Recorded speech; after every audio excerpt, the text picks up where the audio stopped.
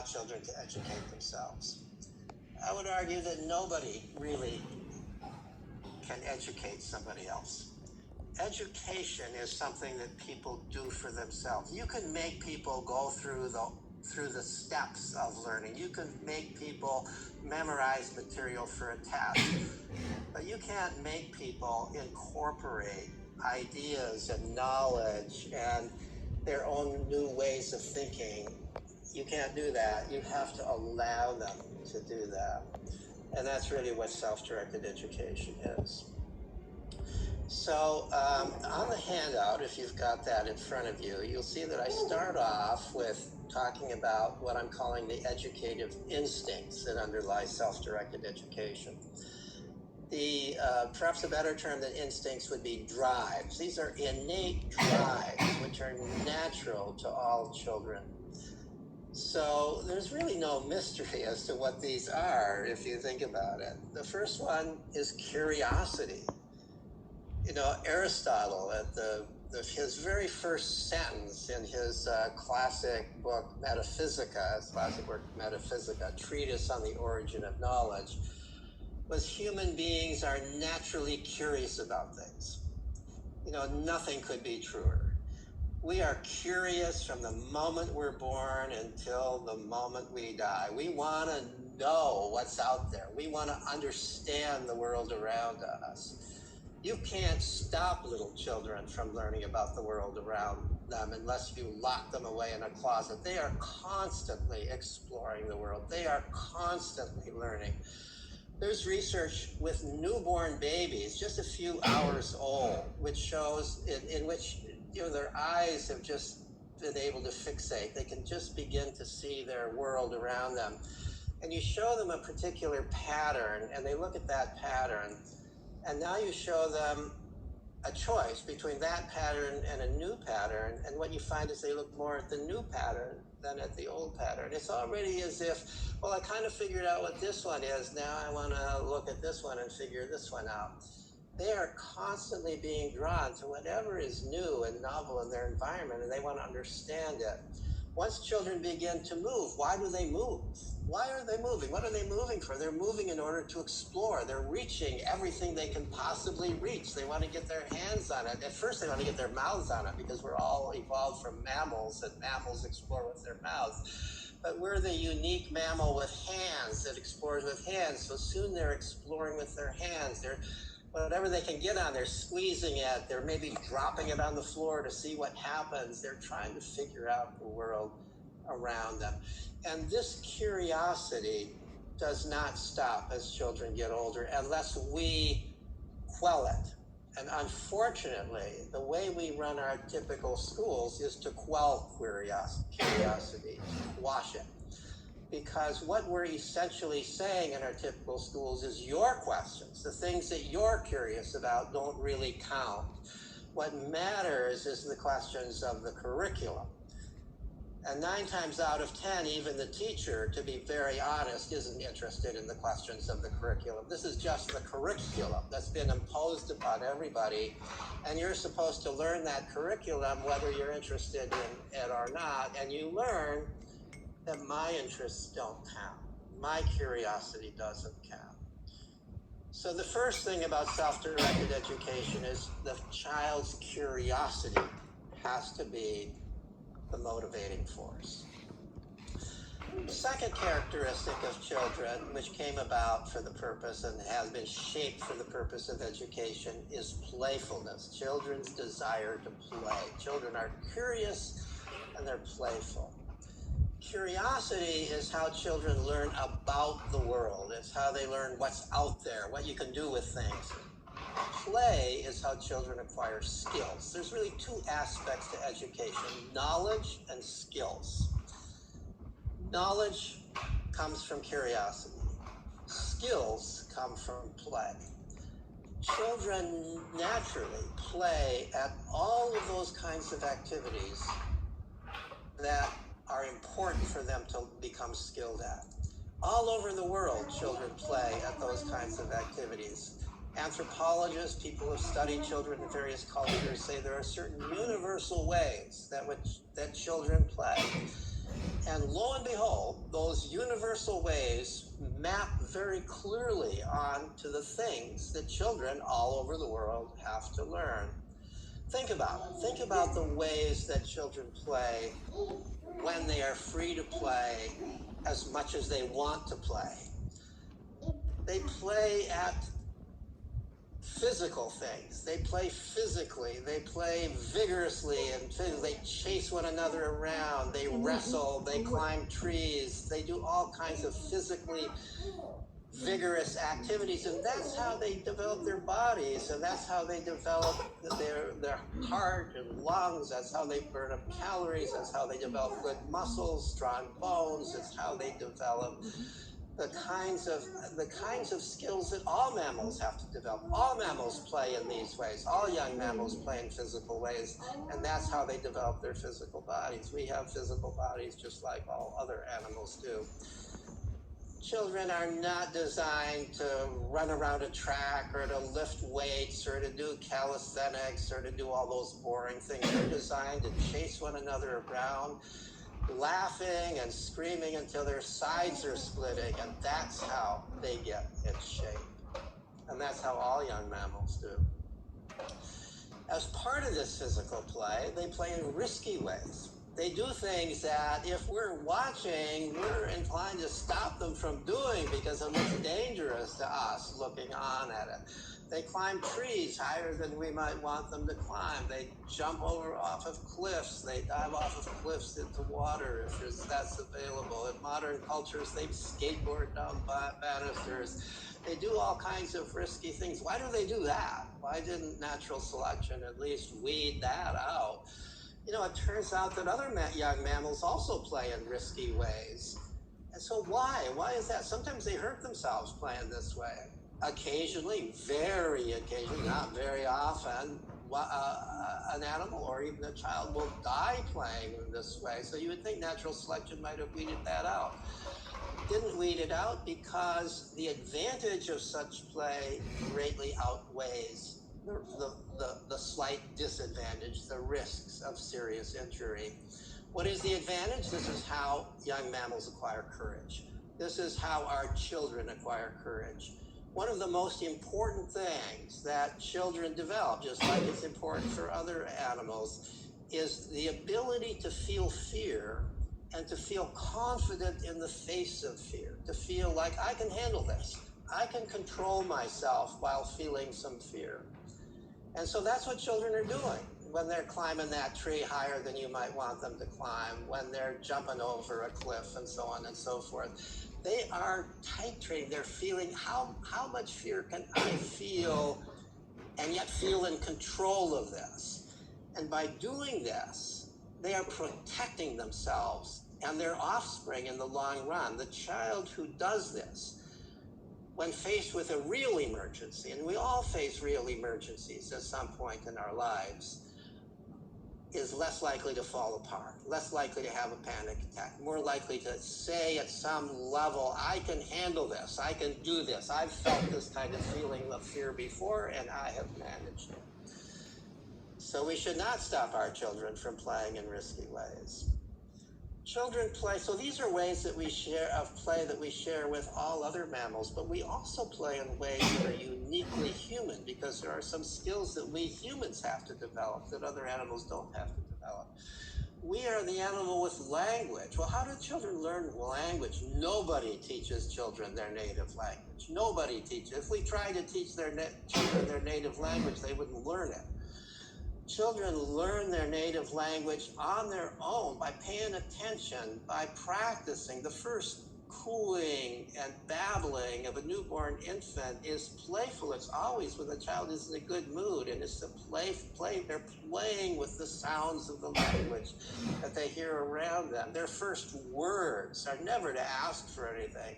They're not used instrumentally. They're just used in play. They're fun. They're pointing things out. And as children get older, they play with language in more sophisticated ways. They become little poets. They play with alliteration and rhyme, and they talk in riddles and so on and so forth. And once they're playing with other children, they're using language to organize their play. There's research showing that the most sophisticated language that children use is when they're playing with other children, because there the language is important. They have to negotiate with the other children. There's research showing that children talk in much more sophisticated ways when they're talking with their friends in play than when they're talking with their parents or with teachers or with other adults. If we want children to develop good language skills, we have to let them play with other children away from adults, because that's how they really develop their language. Children play also at building things. So we're the animal with opposable thumbs. We're the animal that has long survived by building our environment. We build huts to live in. We build, and nowadays, houses to live in. We build canoes and other means of conveyance. We build tools, whether they're bows and arrows or other kinds of tools that help us survive.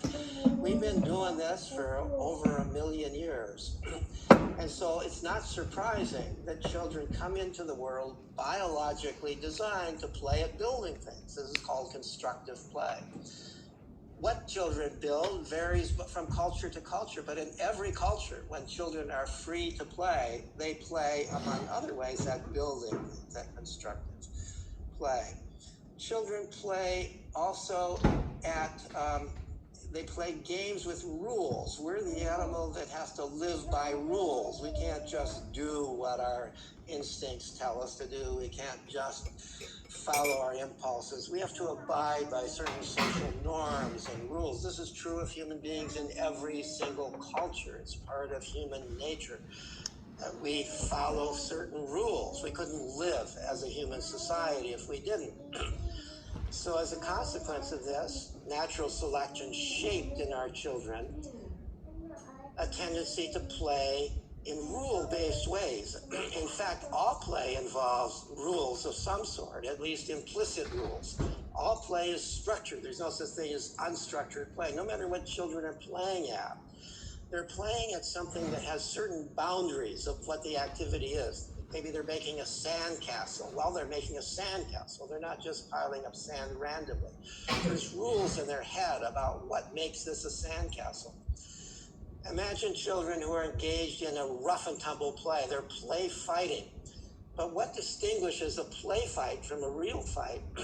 The play fight has rules.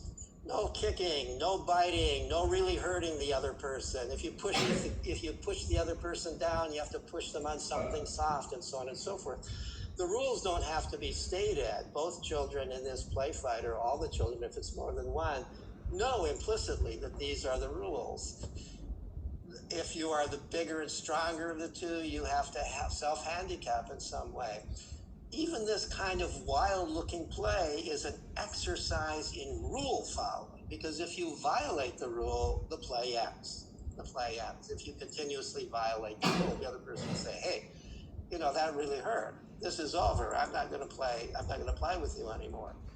So children are learning to follow rules in play. And of course, some games in every culture involve very explicit rules.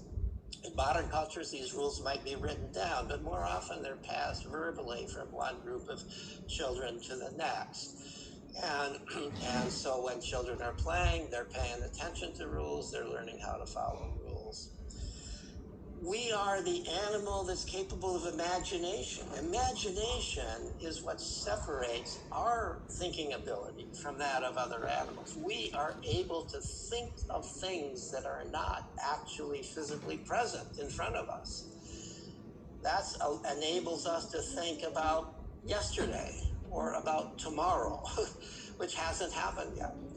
It allows us to think about things that never existed but maybe could exist. It allows us to be inventors.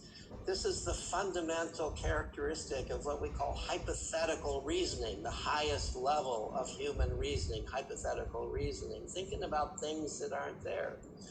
But children do this all the time in imaginative play. Imagine little children playing superheroes. I'm Wonder Woman or Superman, and they're pretending they're somebody that they aren't, and they're thinking about the consequences of this. If I am Wonder Woman and I fall down and scrape my knee, well, Wonder Woman wouldn't cry, so I'm not going to cry. This is logical, hypothetical reasoning coming out in even very, very young children. They're practicing this higher order of reasoning. Or maybe they're imagining that there's a troll under the bridge. They've made this bridge out of the living room furniture, and they're imagining there's a troll under the bridge. And if there's a troll under the bridge, what are the consequences of that? Well, we better not go under the bridge because trolls are dangerous. We better be careful crossing the bridge. This is hypothetical reasoning. You know, the famous developmental psychologist Jean Piaget used to argue that hypothetical reasoning is only begins to appear when children are about age 11 or 12 years old. Well, he was wrong. Clearly, little children, 3 and 4 and 5-year-olds, are capable of hypothetical reasoning. They show it all the time in play, and they're practicing it in play. So we are also the animal that uses tools. We use tools to build the world around us. We used in earlier days, and even today in many parts of the world, we use tools for hunting and gathering. We use tools for farming. Today, of course, right now, we're using tools to communicate with one another. And so it's not surprising that children in every culture are naturally drawn to whatever are the most important tools of their culture. They're drawn to those tools like flies are to honey. They see that, oh, this is important in my culture to know how to do this, how to use this tool. And there's something in their DNA, something in their instincts that tells them, well, I better get good at this tool. So hunter-gatherer children play with bows and arrows if they hunt with bows and arrows. They play with digging sticks if they dig out roots with sticks. They play with dugout canoes if it's a culture that uses dugout canoes. They play with whatever are the tools of the culture. In a farming culture, children play with farming tools. In our culture today, and if it's a culture where the computer is very common, children are naturally drawn to computers. They want to play with computers. They look around and they see if there's anything that I need to know in order to make it in this culture. Is the computer. The computer is essential for everything, no matter what career I go into. And they may not be articulating it this way, but it's obvious. And so, of course, they're drawn to computers, just like hunter-gatherer children are drawn to bows and arrows and knives and fire and so on and so forth. So the point I'm really trying to make is that if you think about the things, the really important things that children have to learn, they learn it in play. They're designed to learn it in play.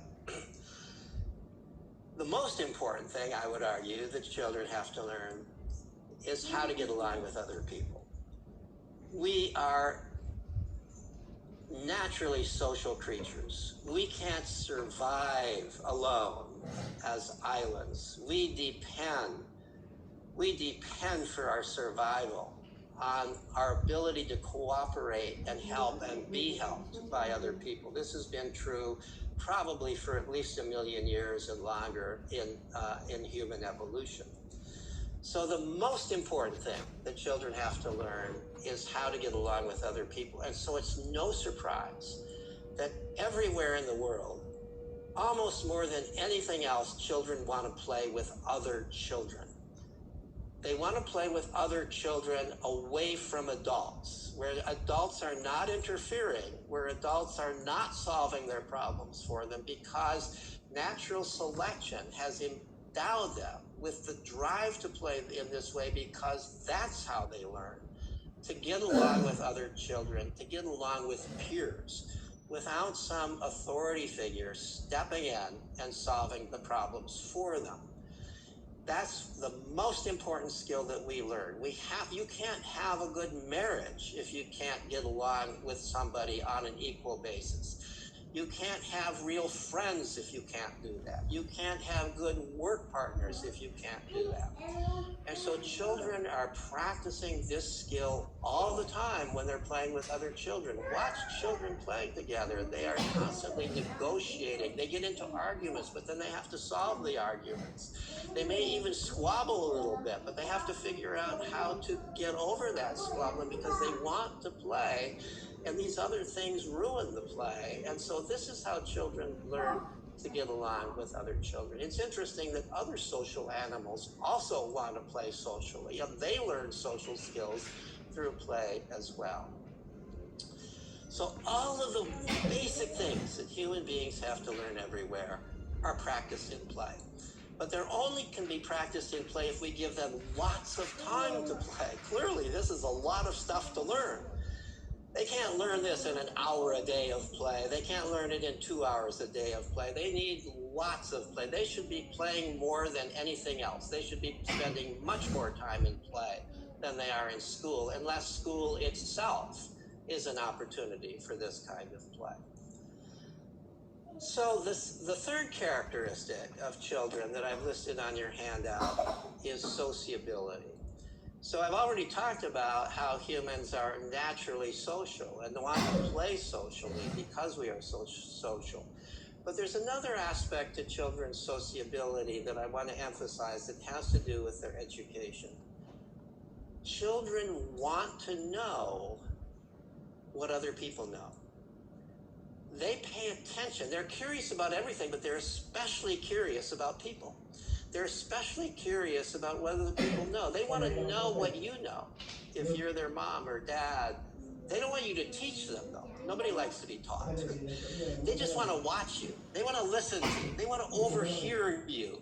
Children learn a lot more by eavesdropping on you than they learn when you're teaching them. When you're teaching them, that sounds like, here we go again. But when they're overhearing what you're talking about, that's real. That's how they figure out what adults are like in this world. And ideally, they want to overhear lots of adults to get a lot of impressions about what it's like to be an adult. But they also don't want to just hear adults. They want to hear other children, including older children. What are children talking about? What do they know? I want to know this. We come into the world with a desire to know what other people know and to figure that out. And sometimes we ask questions. As children get older, they may begin to ask questions. And then they're interested in what you say if they've asked you a question. If you just insert what you want to tell them, they're not interested in that. That's like you're trying to control them. But if they ask you a question, but don't go too far in answering. Just answer the question. If you go too far, then it begins to be a lecture and they start to turn off. But if they're asking you an honest question, give them an honest answer to the question. And then they will continue to come to you to ask questions when they've got questions because they'll trust you. But if you respond by giving them a lecture and tell them all kinds of stuff that they didn't ask you about because you think it's important and you think this is a, quote, teaching opportunity, you will turn them off to asking them further questions. One of the reasons that children often prefer to ask other children questions rather than ask adults because the other children don't go off onto a lecture about it or try to make it a teaching opportunity. They just answer the question. And that's what we adults should be doing if we are involved in self-directed education. So the third characteristic I've listed on the handout is willfulness. So willfulness, we often think of as this is what gets children into trouble. You know, children don't want to do what we tell them to do. They want to do what they want to do. And this can be a basis for fighting. This can be a basis. We have to control our children's willfulness. And historically, the original purpose of schools as we know them today was to teach obedience, to overcome children's willfulness. I've written about that and sometimes given talks about the history of schools and why they originated. But I want you to think positively about willfulness. Why do children want to take charge of their own lives? Why do they want to make their own decisions? Why do they resist doing what we tell them to do? It's because they know that ultimately they have to be responsible for their own lives. they're social. They understand that they always will depend upon other people, but they want to depend upon other people on their terms. They don't want to be slaves. They don't want to be servants. They want to be in charge of their own lives. And something within them tells them that, even when they're very young. By the age of 2, so some cultures this is called the terrible twos, because this is when children start asserting themselves. No, I don't want to do that. No, I'll do it my way. No, don't help me. They want to do things themselves. They want to do it in their way, and they will argue with you. And of course, you have to work out some compromises in our culture. You can't just let them do everything. They would get into trouble. They would disturb the neighbors in terrible ways that would bother you, and so on and so forth. But think about it. Don't just jump in. Where can you let the child take control? I think most people can let the child control their own lives much more than they think they can. And when children get trusted, when children can trust you not to control them in unreasonable ways, then they become willing to negotiate with you about that, especially as they get older. So we should allow children to do what they want to do to the degree that we possibly can within the confines of our culture, the rules of our culture, the rules of our household, and so on and so forth. This is a healthy thing. The whole purpose of childhood is to grow independent of one's parents, independent of authority figures, so you can run your own life. And children want to do that as soon as they can, and as they get older, they can take more and more charge of their own life. But they need to start that early. You can't just suddenly say, oh, now you're 18, now suddenly you're in charge of your own life, or 21, or whatever the age is in a given culture, that children no longer are dependent on their parents and now are going out into the world. The fifth characteristic I listed might be a somewhat surprising one. It's planfulness. We don't think of children as particularly planful. We think of children as just kind of whimsically doing things and flitting from one thing to another and so on and so forth. But think about it. Children, as soon as they're playing, they are planning. Play always requires planning. So you're playing and building a sandcastle. That means you've got in your head some plan of what you're doing. You're making a sandcastle, and you're carrying this out. Or you're playing a game, no matter what the game is, with somebody else. You're making a plan. You're even discussing that plan. So you are, when you're planning, you're thinking ahead. This is something that animals presumably don't do, at least not nearly to the extent that we do. We are creatures that plan. We think ahead. And as we get older, we think farther and farther ahead. But we become good planners by virtue of very early on already planning.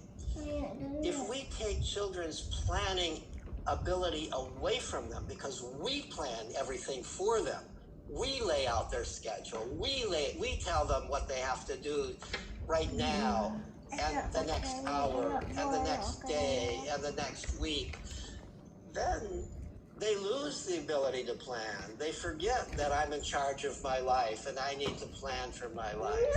So children, initial planning is in play. Now at first, children might say, so I'm planning, we're building a sandcastle. A couple of children planning to build a sandcastle. And they're working on building this sandcastle, and then maybe pretty soon they forget that they're doing the sandcastle and go on to something else.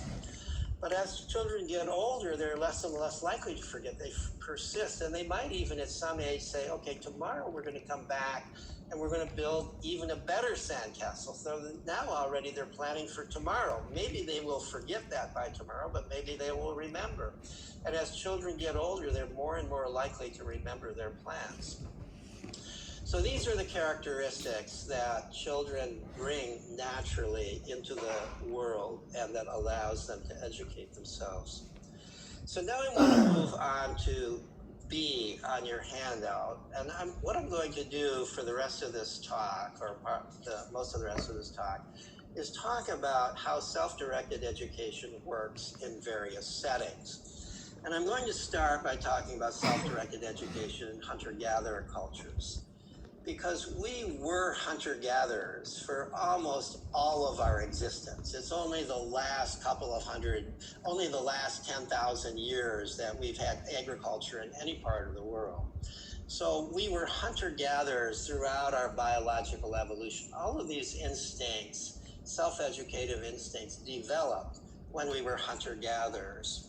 Now, it turns out that some groups of hunter-gatherers have survived into relatively modern times. I don't think that there are today any purely pristine groups of hunter-gatherers. But as recently as the middle to even the late 20th century, it was possible for anthropologists to trek out into relatively isolated parts of the world and find people who had had relatively little contact, in some cases essentially no contact with modern society, and were still living in a hunter-gatherer way of life. In all, 2 or 3 dozen such cultures have been found in various parts of the world. One of them which was included in my study is the Batak of peninsular Malaysia. So these people have been studied by anthropologists, and what's interesting to me is that every one of these cultures that has been studied, children educate themselves. There's no concept in these cultures that adults are responsible for children's education. Adults are responsible to make sure that children have food, that they're protected from enemies, that protected from the dangers of the world, although they allow the children to experience those dangers in the ways that I described in risky play, because they recognize that that's important for their development. So I read everything I could by anthropologists about children's lives and the relationships between children and adults in these cultures. And what was interesting is that no matter where these cultures were, whatever part of the world, there were certain things that were very common about them, and especially things that were common about the relationship between children and adults in those cultures. All of these cultures, that people lived in small bands of maybe 20 to 50 people per band, and the bands are autonomous, they're self-governing. These are also called egalitarian cultures. They're the most egalitarian people that have ever been found. They have no bosses, no chief, no big man. They emphasize sharing and equality. If you act like you're a big shot, they will tease you mercilessly about it to make you more humble. They don't allow people to rise up and try to control other people because they recognize that there are dangers in that. Their way of life depends upon continuous sharing and cooperation among the people in the band. And as part of this egalitarian ethos, they have a very high respect for individual autonomy. The idea that each person is in charge of their own life within the band, as long as they're not interfering with other people within the band. And so there are certain taboos, things that you can't do that would interfere with other people in the band. But other than that, nobody's going to tell another person what to do. It's up to you to decide what to do. And it's even up to you whether you're going to go out hunting and gathering. Everything is shared. It's up to you. You decide if you want to go hunting or gathering on any given day. Now, this sense of autonomy, this sense that everybody's will is their guide, applies to children as well as to adults. That's the remarkable thing. Even I was surprised when anthropologists began to tell me, because I did a survey of anthropologists which studied hunter-gatherer cultures in various settings. And I was hearing the same story by surveying them from every one of these anthropologists. Children's lives are not interfered with by adults. Children run their lives just as adults do. They're not told what to do. Let me just take, and this is in the writings as well as in the survey that I did of anthropologists. Let me just read 3 quotes to give you an idea of what anthropologists have said about children in these culture. So here's one person, Yumi Goso, who happened to study a group of hunter-gatherers in South America, but here she's writing about all hunter-gatherers in a review article. She says, hunter-gatherers do not give orders to their children. For example, no adult announces bedtime. At night, children remain around adults until they feel tired and fall asleep. Adults do not interfere with their children's lives. They never beat, scold, or behave aggressively with them physically or verbally, nor do they offer praise or keep track of their development. In other words, they simply trust that their children are going to grow up okay. And the trust apparently leads to trustworthiness. They don't have to measure. They don't feel they have to measure. They don't have to. They don't have to interfere. They trust children's instincts. They trust those instincts that I described are the educative instincts. Here's another quotation. The idea that this is my child or your child does not exist in hunter-gatherer culture. Deciding what another person should do, no matter what his age, is outside their vocabulary of behaviors. There's great interest in what everybody does, but no impulse to influence, let alone coerce anyone. The child's will is his motive force.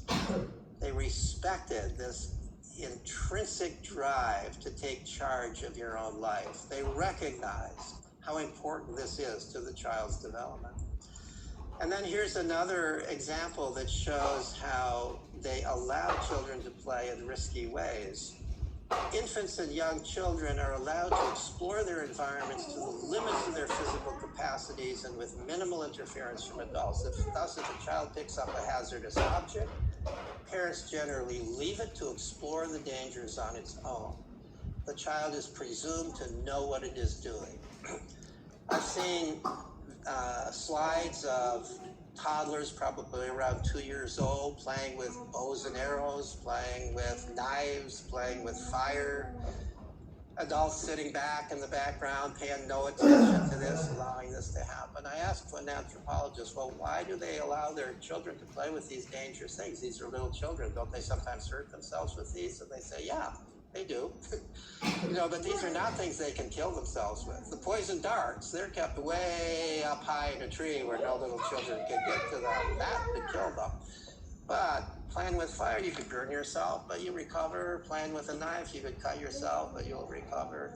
Playing with a bow and arrow, you might poke yourself, but you'll recover. The body's amazingly in its ability to heal itself. So don't worry about those things. And if you ask them further why they play, they say, well, why should I stop them from playing this way? And if you still press it, even further, they say, well, how are they going to learn to use these things if we don't allow them to play with them? They recognize that it's play with those tools that is how children learn to use those tools. So they also recognize that the earlier they start to play with these things, the better, because that way they develop, they grow up with these tools in a sense. Those tools become extensions of their being in some real sense. So they become even more skilled at those tools than they would be if they only started to use those tools at a later age. So that's life in hunter-gatherer cultures. Now, there are the people who have studied also point out that the adults are glad to share knowledge if a child asks, but they don't impose information. They might impose some information. They might point out, which of the mushrooms are poisonous. Don't eat these, they're poisonous. Anything that really might involve real danger, they'll point out so the children know that. The child doesn't have to ask. And anything else, they don't intervene, they don't interfere. They allow the child, they will ask, is there any questions that the child asks? Sharing knowledge is part of sharing in a hunter-gatherer culture. But you don't impose information. That would be acting like you are a big child, like you're the boss of that child, and you are not the boss of that child in a hunter-gatherer culture. Even if you are the parent, you are not the boss of that child. That child is the boss of himself or herself. That's the hunter-gatherer child-rearing method. Now, I'm not arguing that we in modern cultures are capable of going that far, But isn't that an interesting background for thinking that's, in some sense, the natural world for the child? That's the world that the child grew up in. That's the world that the child is predisposed to live in and to take charge of his own life in as time goes on. So now at this point you might say, well, all well and good for hunter-gatherer cultures, but we don't live in a hunter-gatherer culture. There are things that our children have to learn that hunter-gatherer children don't have to learn, like reading and writing and arithmetic, mathematics. Hunter-gatherers don't have written languages. Many of them have little use for numbers. Some of them don't even have number words beyond 1, 2, and many. They don't have to quantify things. So these are kind of new developments, written language and numbers. And so maybe we have to have schools in order for children to learn these things. Maybe they won't learn them naturally. I have argued in many places that they will learn them naturally if these are part of their natural environment. And I've argued that not just on the grounds of theory, but on the grounds of over and over seeing how it happens. So part of my research has been at a school for self-directed education called the Sudbury Valley School. And so we're now turning to C on the handout. This is actually the research that first got me interested in how children's learning, because my own son became a student there many, many years ago. And I was concerned about his future. So I did a study of the graduates of this school many years ago to see how they were doing in life. And I found they were doing very, very well in life. And then I got interested in how are they learning in this school that looks nothing like a school. So let me describe this school. It's the Sudbury Valley School. It was founded in 1968. So it's been around for 52 years. This is not a fly-by-night school. This is not an experiment. This is something, now there are many hundreds of graduates from this school. This is a school that has students ranging from age 4 on through what we would typically think of as high school age, on through the teenage years, even into the late teenage years.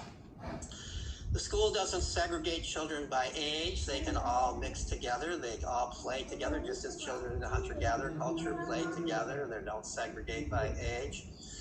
This is a school that offers no courses. Let me say that again. It offers no courses. Not only are no courses required, none are even offered. Although if children get together and they want a course, they can usually talk a staff member into running it, but it only lasts as long as the children want it, and many children never want a course. My own child never wanted a course. He never was part of a course. So learning doesn't occur through courses. It's a school in which all kinds of opportunities for education are available, but nobody's required to use any of those opportunities. They're not even encouraged. They're not even coaxed to use them. They're not seduced to use them. The assumption is that children who are free want to educate themselves. Everyone will do it in their own way, in different ways. They have to have the opportunity, but if we try to make them do it, then that tends to destroy their own inner drive to do it, and their drive to do it in their own ways. So this is a culture in which there are many books around, there's computers, there's tools for various things, there's a nice outdoor area. There are adults who have various kinds of skills. The adults don't call themselves teachers. They don't even call themselves facilitators. They just call themselves the staff members. They're the adults in this community. It's basically a democratic community. It's a day school, so the children are only there during the day, typically the same kind of hours that the regular school has. And so there are at any given time, depending, the population of the school tends to go up and down for a variety of reasons, but there can be anywhere from typically 120 to 200 students at the school, age 4 on through high school age. So there's typically anywhere from 5 to about 8 adult staff members. So that's not a big ratio of adults to students. That's a lot of students per adult, especially if you consider these are all the adults. These would be in what in another school would be not just the teachers, although they don't call themselves teachers, but also the administrative staff, the cleaning staff, and so on and so forth. These are all the adults in the school. So that's the school. The rules of the school are made democratically. So they're made at the school meeting, at which every member of the school, meaning every student and every staff member, has one vote. So since there are many more students than staff, it's reasonable to say that the students run the school. That doesn't mean the staff are quiet at the school meetings. The staff are very influential. They're kind of like the elders in a hunter-gatherer culture. They're listened to because very often they're among the wisest of the people there. Not always. Not all adults are wise, and not all staff members are wise all the time. Sometimes the kids are equally wise. But more often than not, the adults have been around longer, they've got a longer history, they're better at arguing, and so forth. So they often get their way, but they only get their way by convincing everybody else. Same as in a hunter-gatherer band when they make decisions by consensus. The rules are enforced by a judicial system that's similar to the American jury system. So when children violate a rule and are brought up by another child or any other school meeting member, they have to go to the judicial committee that makes a decision about guilt or innocence and so on. My study of the graduates showed that the graduates are doing very well in the world. Those who want to go into careers that require going on to higher education, going on to college, don't have any difficulty getting in. Amazingly, even though they've never taken a course before, they're able to get themselves into university if they want to do so. They figure out how to get in. They figure out how to learn what they need to learn to get themselves in. They talk their way in. They get in at least as at high a rate as the kids from the local regular schools. And they go on to amazing careers that fit with what their real interests are, because they have had lots of time in play to learn what they're interested in, and then to develop the skills and knowledge that would allow them to earn their money doing what they're interested in. Well, I don't have time to elaborate in detail on that, but you could read some of my articles in which I talk about the kinds of careers that they've gone on to. Since that time, more recently, I've done a study of the graduates of what's called unschooling. So these are people who are officially homeschoolers, but don't provide school at home. They allow their children to play and explore and follow their own interests. I don't think unschooling works for every family, but it works for some families. These are families that have the resources that they could provide their children with plenty of opportunities for learning at home. These are families that are well connected to the rest of the culture, so the children are not learning just from the family, they're learning from other people as well. And my study involved surveys of 75 young people who grew up, young adults who grew up this way, and they likewise are doing very, very well in the world. They too have had no problem going on to higher education when interested. They too are pursuing careers that they're passionate about. And one thing that's common about the graduates of Sudbury Valley School and the grown unschoolers is they seem to be very responsible people. They know how to take charge of their own life because they have been doing that from young childhood on. They've learned how to take charge of their own life. And they are very self-directed. They often go on into careers. They prefer careers where they're kind of their own boss. And more careers are of that sort these days. More and more people sort of have to make their living these days as entrepreneurs. So people who have this kind of education where they're in charge of their own life, they're kind of entrepreneurs their whole life, figuring out what they want to do, how to do it, how to learn what you need to know to do what they want to do. They're very well fit for this culture, which also requires a lot of creativity. Play is also always creative. We don't need people with the kinds of skills that school typically teaches. We don't need people who've memorized a lot of information. We've got Google for that. You just Google it and you find the answer to whatever question you want, right? You don't need to hold that information in your head. We don't need people who can crunch numbers. We've got computers for that. We don't need people who will take boring jobs on assembly line. More and more we have robots for that. We need people who are creative, who are socially competent, who have moral values. We need people who can think outside of the box. None of this can be taught in school. These are the kinds of things you learn through self-directed education. So now I want, in the end, as I see, I've got about 10 minutes left, and I want to spend those 10 minutes here on F on the handout, E on the handout, the optimal context for self-directed education. This list of the characteristics that provide the ideal setting for self-directed education I created by thinking primarily what is common between a hunter-gatherer band, which was the original setting for self-directed education, the setting in which children for hundreds of thousands of generations educated themselves, and the Sudbury Valley School. I should also mention, I talk about the Sudbury Valley School, but there are now many schools, there are dozens of schools modeled after Sudbury Valley throughout the world.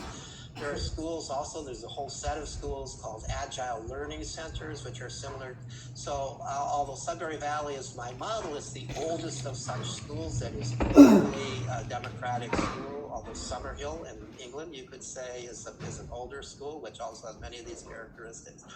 So this is, so when I talk about Sudbury Valley, I'm really referring to a growing number of different schools for self-directed education. So what's the optimal context? So the first thing I listed here is the social expectation and reality that education is children's responsibility.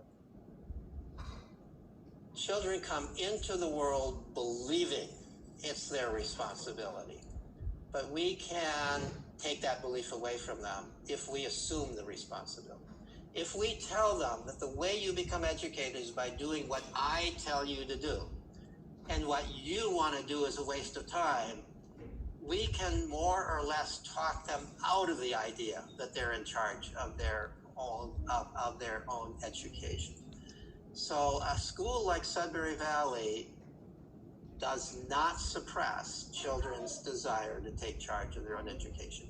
There's no sense there. That's why the adults don't call themselves teachers or facilitators.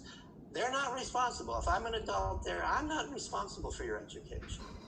I'm an adult. You can come and use me. I'm a tool. I can be helpful to you if you want to use me, but you don't have to use me. There's a lot I don't know. I might be useless to you for your education. That's kind of the attitude. They don't have to say it. It's just implicit there. The second characteristic is unlimited freedom to play, explore, and pursue their own interests. Unlimited time, not an hour a day or 2 hours a day or 3 hours a day or 4 hours a day, but most of the day, if not all of the day. When we asked, when I asked the anthropologist, how much time did the children and teenagers in the culture that you observed have to play? How long were they free to play? Every one of them told me in one sense or another from dawn to dusk, all day long. Very little, if any, work is expected of children and teens. They are free to play if they help out, if they want to help out. They have to have them help out because that's one of the ways they learn. Children often want to help out. But there's no requirement that they do. They are free to play because they understand that this is how children learn. And the same thing is true at Sudbury Valley School. You're free to play and explore and follow your own interests all day long. Third thing I listed here is opportunity to play with the tools of the culture. I emphasized that already when I talked about how children desire to play with the tools of the culture. So the tools of the culture are there at the school. Tools that in our culture include books, and they include computers, and they include cooking utensils. Children can learn how to cook in a real kitchen. It includes woodworking equipment for kids who are interested in that, various kinds of sporting equipment, musical equipment, and so on and so forth. The tools of the culture are there. You're not required to use them. You're free to use them. One thing that differs in Sudbury Valley from a hunter-gatherer culture is for any tools that are dangerous, you have to first show that you know how to use them in a safe way that's not going to either cause grave danger to you or somebody else, or is going to break this tool if it's something fairly fragile. You have to become certified. Anybody at any age can become certified to use a particular tool if they show that they can use it. The fourth characteristic, which is characteristic that has to do with what we might very loosely refer to as teaching, although I would prefer to avoid that term, is access to a variety of caring adults who are helpers and not judges. So there's several terms here that are important. One is a variety. You know, children, in order to grow up to be adults, want to see not just one adult or two adults. They want to see a number of adults. Children in a hunter-gatherer culture, all of the adults of the culture are available to them. There's no privacy in a hunter-gatherer culture. They can see what all the adults are doing, and they can see which adults are successful, which are less successful, what the adults are doing, the ones that they would like to admire, that they would like to be like. They can see different personalities of different adults. That's part of the natural world of children. So it's important that a school like Sudbury Valley have not just one or two staff members, but have a number of them. They always, as I said, have at least 5, typically more like 7 or 8 adults there. And ideally, as I say, a variety. These adults are all different from them. They got different personalities. That some of them are, you know, one adult may be the kind of warm person that you would sit, whose lap you would want to sit at when you need comforting, whose shoulder you might cry on.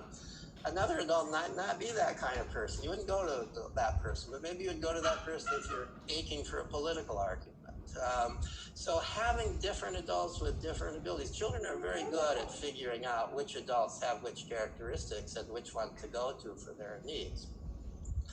Or helpers, not judges. So like in a hunter-gatherer culture at Sudbury Valley School, the adults are glad to help if you ask, but they're not going to impose themselves on you, and they don't judge.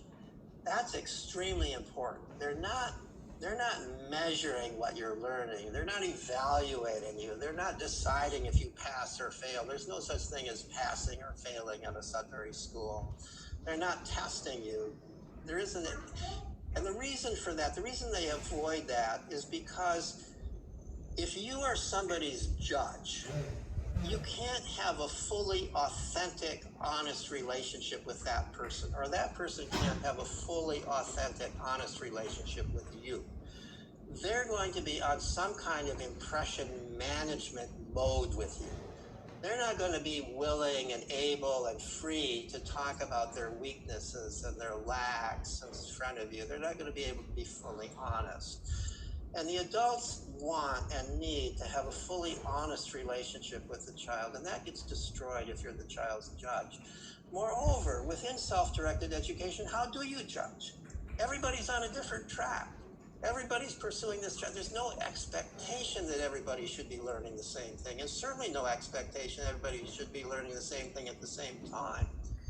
My observation, my research indicates that everybody learns how to read. Everybody learns how to, in this day and age, type. Maybe not to handwrite very well, but they all learn how to do the equivalent of what we call writing today. And everybody learns numbers and arithmetic and math to the point that they need it in their actual lives. But they learn it at different times. And the understanding of that means that there's no grounds for judging. The fifth characteristic, and I realize the time is just about up, I'll be real quick on this. The fifth characteristic is free age mixing among children and adolescents. In a hunter-gatherer band, children are learning more from other children from adults. They're playing in age-mixed groups. There are children from age 4 on through teenage years. They're out, often away from adults, playing away from adults.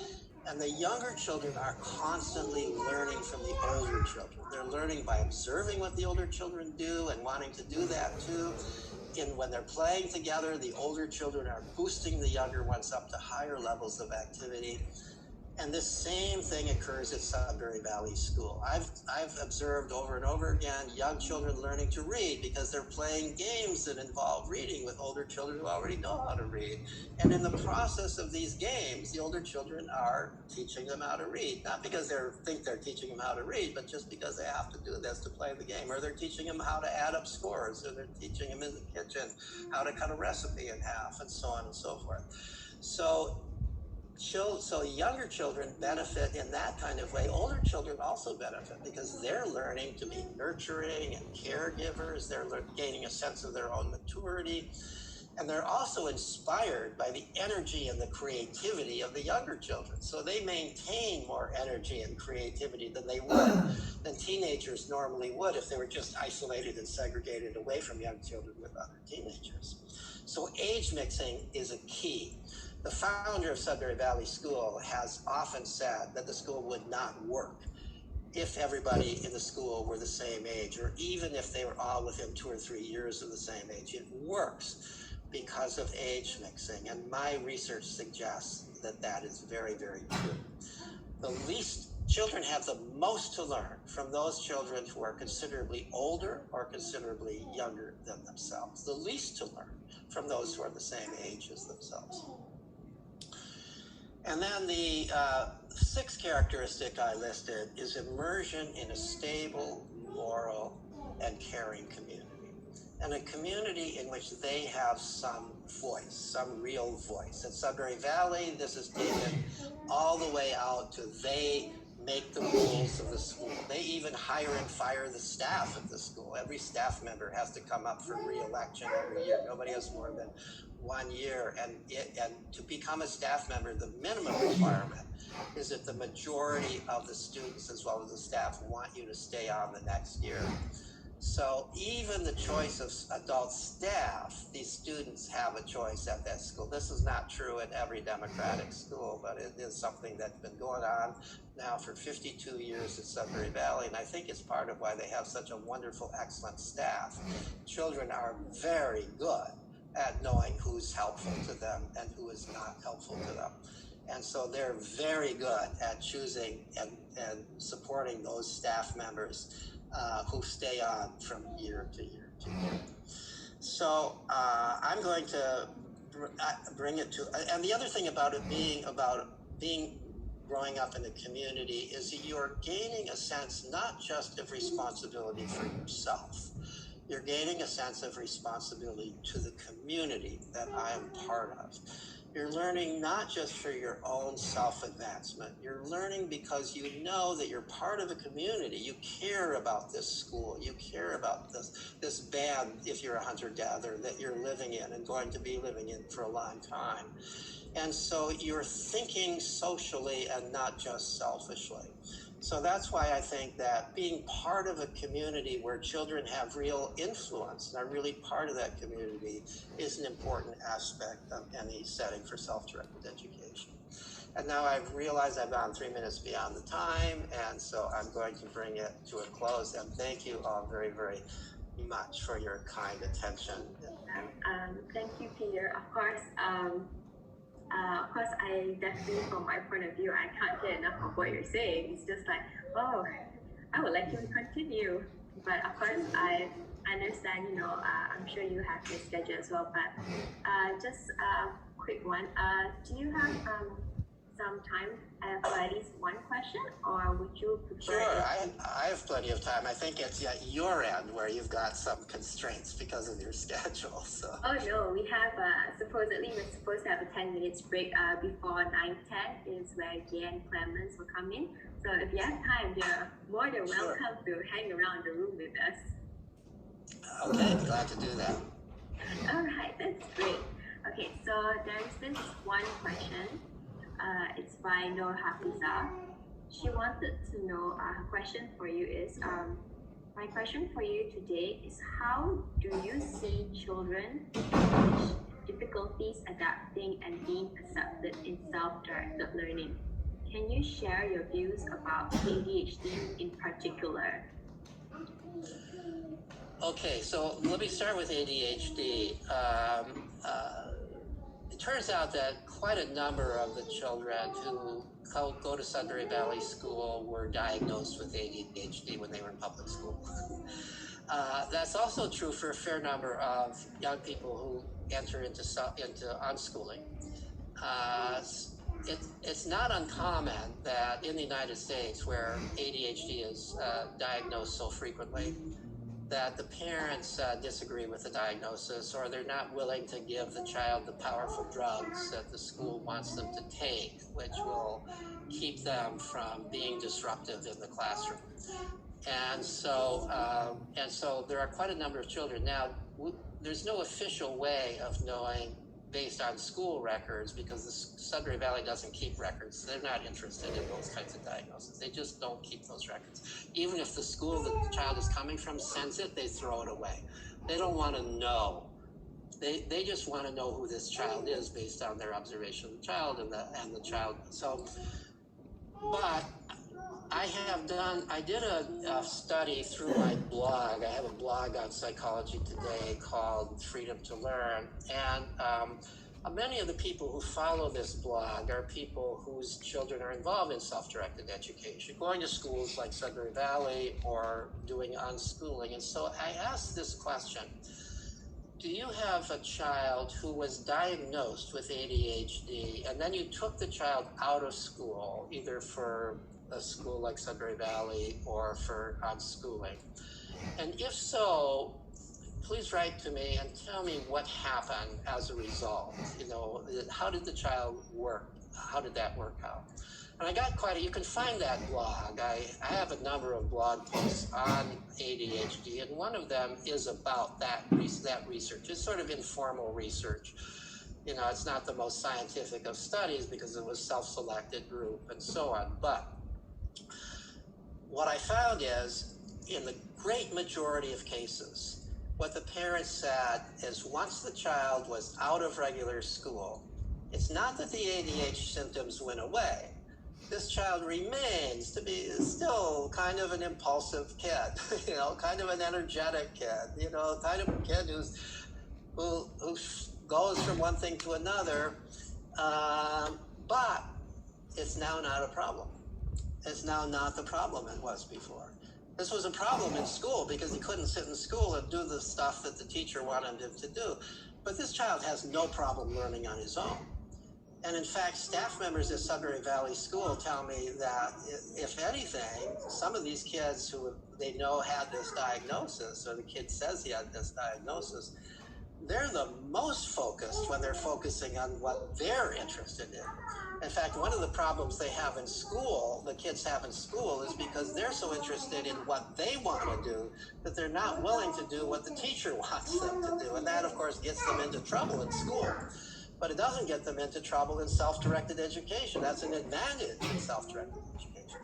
On the other hand, at Sudbury Valley, I've learned, from a staff member, when they first come to the school, they get into a lot of trouble with the judicial system.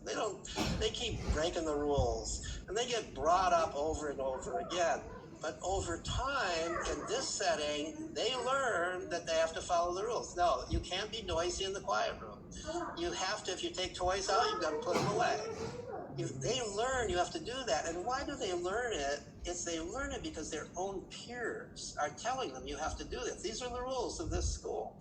And they're being judged by a jury of their peers. It's not some adult authority figure coming down arbitrarily and telling them you have to follow the rules. It's their own friends who are telling them this.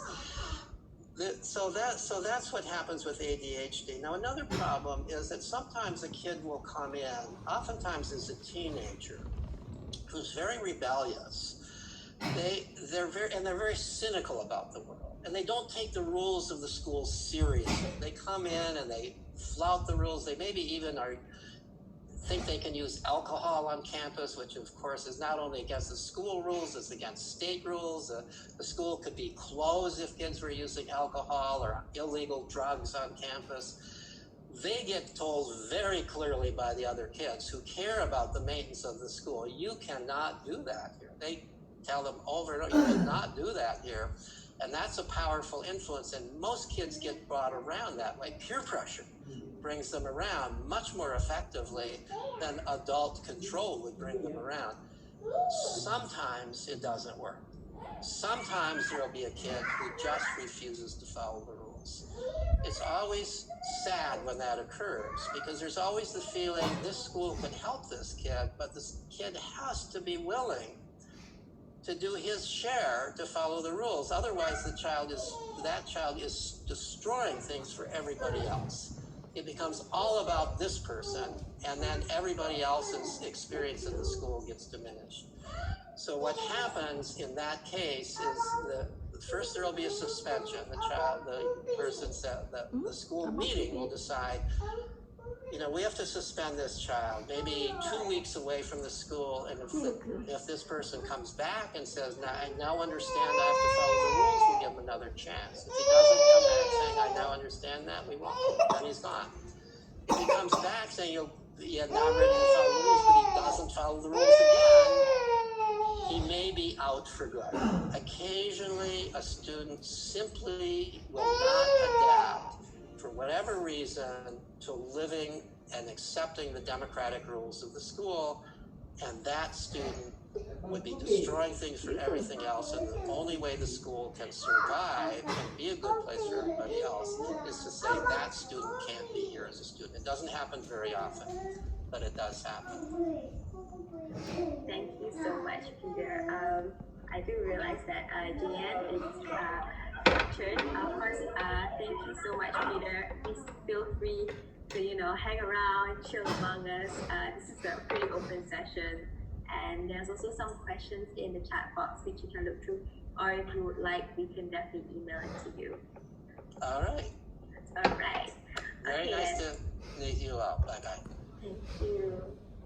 All right, without further ado, I shall pass the stage to Miss JN Clements. Hi, everybody.